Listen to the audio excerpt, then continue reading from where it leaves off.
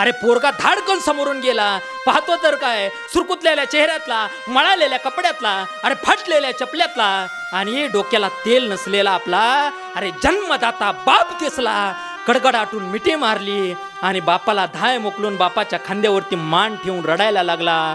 माझा सांगायचा मुद्दा एक आहे मायबाप, अरे आपल्या मरणाच्या काळामध्ये सुद्धा आपल्या उपयोगी पडणारा जगातलं एकमेव नातं म्हणजे आपला बाप आहे, म्हणजे आपला बाप. जगात तुम्हाला आधार देणारं सगळ्यात मोठं नातं म्हणजे तुमचा बाप आहे.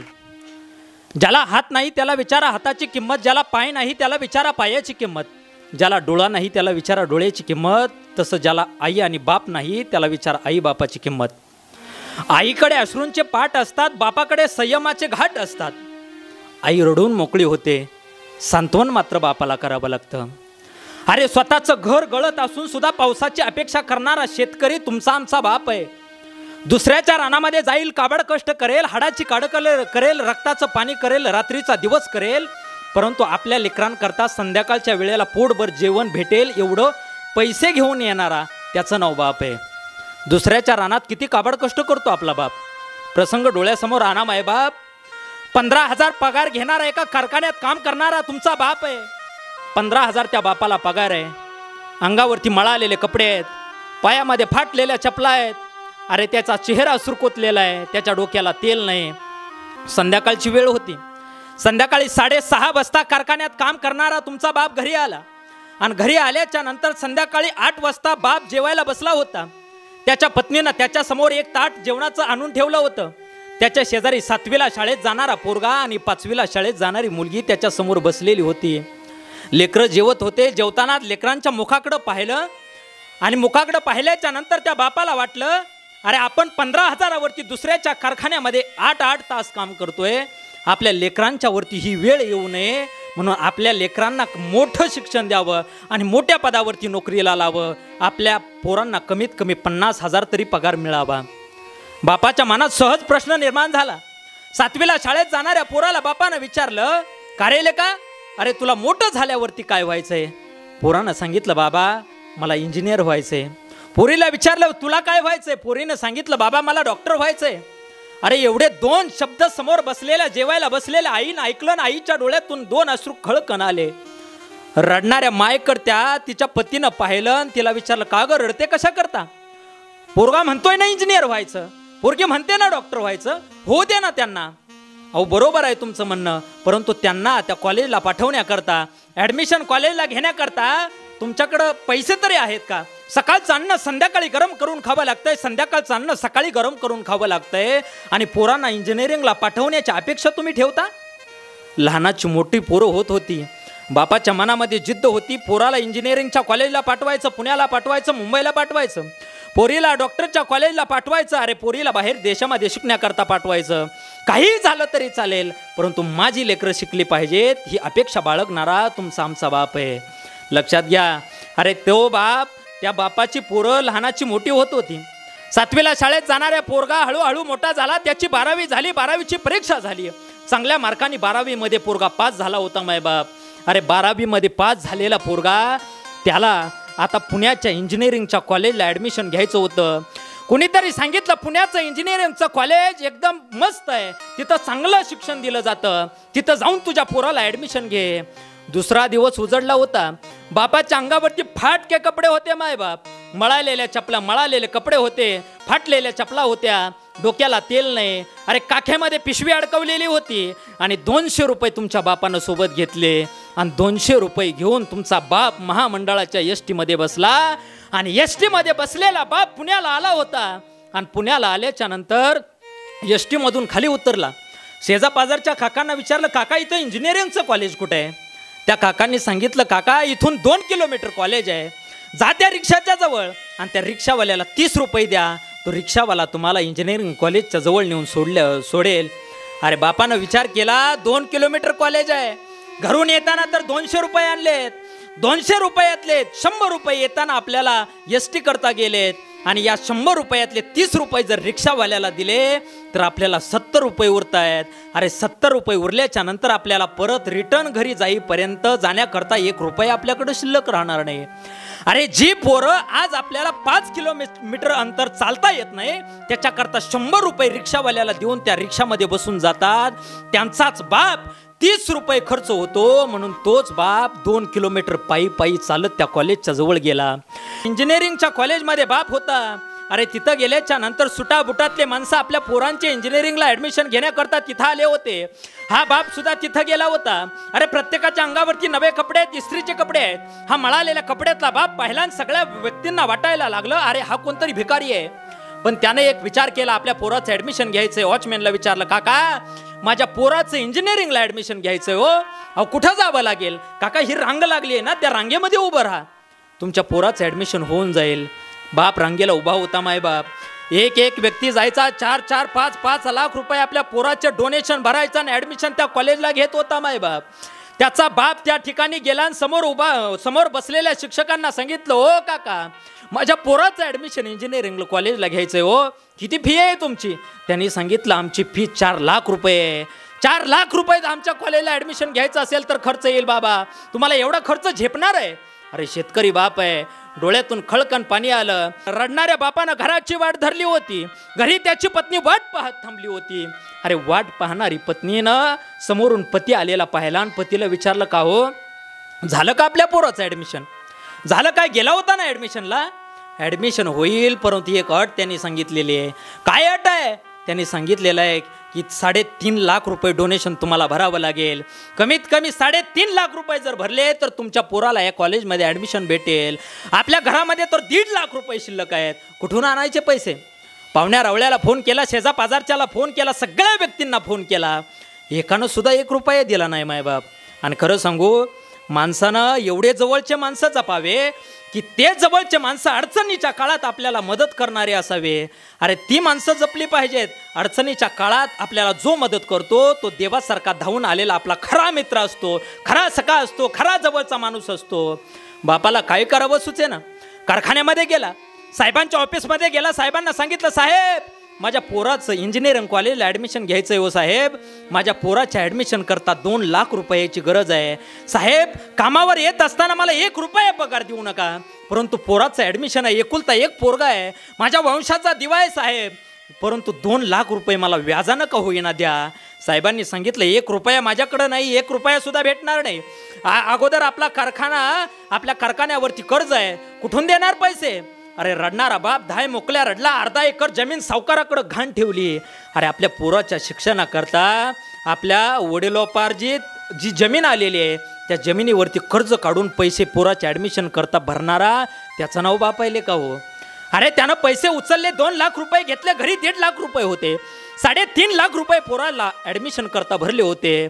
3.5 लाख रुपये भरले आणि भरल्याच्या नंतर 4 महिने झाले, 5 महिने झाले, 6 महिने झाले, त्याच्या पत्नीला कोणता तरी असाध्य रोग जडला. पत्नीला काय करावं सुचेना. तिला वाटलं आपल्या पतीला सांगावं, तर पतीच्या खिशात 1 रुपया नाही. सकाळचं अन्न संध्याकाळी खातोय, संध्याकाळचं अन्न सकाळी खातोय, कुठून देणार आपला पती पैसे? दवाखान्याकरता पैसे कुठून येणार? तिनं सांगितलं नाही. पुन्हा 1 महिना झाला, 2 महिने झाले, 2 महिन्याच्या नंतर अजून जास्त अस्वस्थ वाटू लागलं. तिनं आपल्या पतीला सांगितलं, पतीनं उचललं, गाडीत टाकलं, दवाखान्यात नेलं. 1 तासानं दवाखान्यातून डॉक्टर बाहेर आले आणि बाहेर आलेल्या डॉक्टरला विचारलं, डॉक्टर माझ्या पत्नीला काय झालंय हो? डॉक्टरने मान खाली घातली आणि डॉक्टरच्या डोळ्यातून खळकन पाणी आलं मायबाप. रडणाऱ्या डॉक्टरने सांगितलं, काका तुमच्या पत्नीला ब्लड कॅन्सर झालाय. बापाच्या डोळ्यातून आसवाच्या धारा व्हायला लागल्या, 10 मोकल्या रडायला लागला. 3.5 लाख रुपये भरून पोरगा आपण इंजिनिअरिंगला पाठवलाय, एवढे पैसे कुठून द्यायचे याला? तसंच पत्नीला उचललं, घरी नेलं. 2 महिन्याच्या नंतर त्याची पत्नी मरण पावली महाराज. त्याची पत्नी मरण पावली आणि पत्नी मरण पावल्याच्या नंतर त्याला काय करावं सुचेना. पोरगा इंजिनिअरिंगच्या कॉलेजला होता. 2 वर्ष झाले, 4 वर्ष झाले. 4 वर्षाच्या नंतर पोराचा बाबाला फोन आला, बाबा मला एका चांगल्या IT कंपनीमध्ये जॉब लागतोय, वर्षाला 5 लाख रुपयाचं पॅकेज देत आहेत बाबा, मी त्या नोकरीवरती जाणार आहे. अरे बापानं तेवढं वाक्य ऐकलं, बापाच्या डोळ्यातून आनंदाचे अश्रू व्हायला लागले. 10 मोकल्या राहायला लागला. हातामध्ये पेढ्याचा पुडा घेतला, प्रत्येक गावातल्या व्यक्तीला वाटत होता, काका हा घ्या पेढा. कशाचा पेढा आले का? अरे हा पेढा याचा की माझा पोरगा कंपनीमध्ये IT कंपनीमध्ये नोकरीला लागलाय. पाटलाला पेढे वाटले, काका मावशीला पेढे वाटले, अख्ख्या गावाला पेढे बापानं वाटले होते. 1 वर्ष झालं, 2 वर्ष झालं, 3 वर्षाच्या नंतर त्या बापानं त्याच्या पोराचं चांगल्या मुलीशी लग्न जमवून दिलं. लग्न थाटात केलं मायबाप. अरे लग्न थाटात करत असताना ज्या दिवशी लग्न होतं ना त्या दिवशी प्रत्येकाच्या जवळ जायचा, काका एकुलते एक पोराचं लग्न आहे बरं का, भरपूर जेवा, मावशी भरपूर जेवा, सरपंच भरपूर जेवा, पाटील भरपूर जेवा. प्रत्येकाला काकुलतीला येऊन प्रत्येकाला सांगत होता एकुलता एक पोरगा आहे, 5 लाख रुपये पगार घेतो. अरे पोराचं लग्न झालं, पोरगा पुण्यामध्ये राहायला गेला. 1 वर्षाच्या नंतर त्याला अमेरिकेमध्ये जॉबची ऑफर आली. अमेरिकेच्या कंपनीनं सांगितलं आमच्या कंपनीमध्ये जर तुम्ही जॉब करण्याकरता येत असाल तर आम्ही 10 लाख रुपयाचं पॅकेज देऊ. पोरानं 10 लाख रुपयाचं पॅकेज स्वीकारलं. आपली बॅग भरली, बापाला सांगितलं बाबा मी अमेरिकेला चाललोय. अरे बॅग भरलेल्या पोरानं अमेरिका गाठली. अमेरिकेत काम करणारा पोरगा आहे. रोज बाप फोन करायचा, का रे लेका माझी काळजी करू नको, तब्येत चांगली आहे ना बाळा. अरे रोज बाप फोन करायचा. पण एक दिवस असा प्रसंग घडला मायबाप. अरे एक दिवशी त्या बापाचा फोन त्याच्या सुनबाईनं उचलला आणि फोन उचलल्याच्या नंतर तिनं सांगितलं का हो आम्हाला त्रास देत आहे, आमच्या संसारामध्ये ढवळाढवळ करताय, अजिबात आजपासून आम्हाला फोन करायचा नाही, आमचा आणि तुमचा आजपासून विषय संपला, अजिबात आम्ही तुमचा फोन उचलणार नाही. बापाच्या डोळ्यातून आसवाच्या धारा व्हायला लागल्या. अरे ज्या पोराला 3.5 लाख रुपये कॉलेजला ॲडमिशन भरलं होतं त्या पोराची बायको जर आपल्याला असं म्हणत असेल तर का स्वस्त वाटू नये बापाला. बापाच्या डोळ्यातून आसवाच्या धारा व्हायला लागल्या. बाप हातबल झाला होता मायबाप. काय करावं सुचेना. अरे बापाला हाताने भाकरी करता येत नव्हत्या. बापानं काखेमध्ये झोळे अडकावावी, दुसऱ्याच्या दारामध्ये भिक्षा मागण्याकरता जावं आणि दुसऱ्याच्या दारामध्ये भिक्षा मागण्याकरता गेल्याच्या नंतर एका माणसानं विचारलं का रे लेका, अरे तुझा पोरगा तर IT कंपनीमध्ये इंजिनियर आहे ना, 10 लाख रुपये पोराला पॅकेज आहे. अरे पोरगा ज्या दिवशी इंजिनियर झाला त्या दिवशी अख्ख्या गावाला पेढे वाटले होते लेका, आणि त्या पोरानं तुला भीक मागायला लावली. अरे बाप मान खाली घालायचा आणि डसा डसा रडायचा. पण एक गोष्ट लक्षात ठेवा, आपला बाप तो बाप असतो. 2 वर्षाच्या नंतर त्याच्या अमेरिकेत राहणाऱ्या पोराला हृदयाचा त्रास होऊ लागला. पोरगा अमेरिकेच्या दवाखान्यात गेला. दवाखान्यात गेलेला पोरगा तिथल्या डॉक्टरनी जास्त खर्च सांगितला म्हणून गाडी केली. त्या गाडीमध्ये बसून पोरगा आपल्या तालुक्याच्या ठिकाणी आला. तालुक्याच्या ठिकाणी तो हॉस्पिटलमध्ये ॲडमिट झाला होता. त्या डॉक्टरनी सांगितलं तुमचं हृदयाचं ऑपरेशन करावं लागेल, 5 लाख रुपयाची गरज आहे. अरे त्यानं सांगितलं माझ्याकडे जेवढे पैसे होते तेवढे अमेरिकेच्या हॉस्पिटलमध्ये संपलेत, आता फक्त 1 लाख रुपये राहिलेले आहेत, कुठून देणार पैसे. डॉक्टरांनी सांगितलं जोपर्यंत मला पैसे भेटत नाहीत तोपर्यंत मी ऑपरेशन करणार नाही. बायकोला सांगितलं पैसे गोळा करायला. पाहुण्या रवळ्यांना सासरवाडीच्या लोकांना सांगितलं. अरे एकानं सुद्धा 1 रुपया दिला नाही. कसे तरी 3 लाख रुपये जमा झाले. अरे हा मरणाच्या वाटेवरती होता, काय करावं सुचेना. तोपर्यंत दुसरा दिवस उजडला आणि दुसऱ्या दिवशी सकाळी 9 वाजता डॉक्टर त्याच्या रूममध्ये आले आणि त्याला सांगतायत तुमचे ऑपरेशनचे पैसे एका माणसानं आणून दिलेत, तुमचं ऑपरेशन आता 100% होईल. त्याच्या डोळ्यातून आसवाच्या धारा व्हायला लागल्या. डॉक्टर असा कोण आहे उदार माणूस माझ्या ऑपरेशन करता पैसे देणारा. त्यानं सांगितलं आधी ऑपरेशन तर होऊ दे. अरे त्याचं नाव सांगायची काय गरज आहे. त्या माणसाचं त्या पोराचं ऑपरेशन झालं मायबाप. लक्ष द्या, त्या पोराचं ऑपरेशन झालं ना. ऑपरेशन झाल्याच्या नंतर 10 दिवस झाले, 15 दिवस झाले, 1 महिना झाला. 1 महिना झाल्याच्या नंतर पोरगा व्यवस्थित झाला. डॉक्टरच्या केबिनमध्ये पोरगा गेला होता. केबिनमध्ये गेलेल्या त्या डॉक्टरला विचारलं, डॉक्टर अहो मी मरणाच्या वाटेवरती होतो. बायकोच्या कानामध्ये सोन्याचे दागिने होते, गळ्यामध्ये दागिने होते, बायकोनं 1 सुद्धा दागिनं मोडलं नाही, माझ्याकरता पैसे दिले नाही, पाहुण्या रवळ्यांनी पैसे दिले नाही डॉक्टर. परंतु माझ्या मरणाच्या वाटेवरती असताना 2 लाख रुपये देणारा देव माणूस कोण होता. डॉक्टरने सांगितलं माणूस कोण होता सांगता येणार नाही. अहो कसा होता दिसायला माणूस. डॉक्टर मळालेल्या कपड्यातला होता, फाटलेल्या कपड्यातला होता. अरे चपला त्याच्या तुटक्या होत्या, डोक्याला तेल नव्हतं, चेहरा सुरकुतलेला होता. अहो डॉक्टर माणूस कोण होता. माणूस कोण होता सांगता येणार नाही. 1 महिना झाला तो माणूस दवाखान्याच्या पायरीवरती बसलाय. विठ्ठल रखुमाईची मूर्ती त्याच्या हातावरती आहे आणि त्या विठ्ठल रखुमाईच्या मूर्तीच्या चरणावरती आपलं मस्तक आपटतोय आणि धाय मुकल्या रडतोय आणि तो म्हणतोय अरे ऑपरेशन तेवढं सक्सेस होऊ दे रे. अरे पोरानं तेवढं वाक्य ऐकलं, धावतच त्या पायरीच्या जवळ गेला आणि पायरीच्या जवळ गेल्याच्या नंतर पाठीमागून पाहतोय तर खरंच एका व्यक्तीच्या हातामध्ये विठ्ठल रखुमाईची मूर्ती आहे. त्याच्या चरणावरती मस्तक आपटतोय. हे देवा, तुला खनवाळू, कृपाळू, भक्तवत्सल, करुणावत्सल, गोपपती रास रासेश्वर म्हटलं जातं देवा. परंतु ऑपरेशन सक्सेस होऊ दे रे.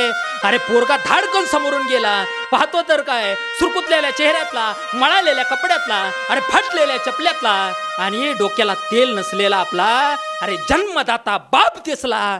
कडकडाटून मिठी मारली आणि बापाला धाय मोकलून बापाच्या खांद्यावरती मान ठेवून रडायला लागला. माझा सांगायचा मुद्दा एक आहे मायबाप, अरे आपल्या मरणाच्या काळामध्ये सुद्धा आपल्या उपयोगी पडणारा जगातलं एकमेव नातं म्हणजे आपला बाप आहे, म्हणजे आपला बाप.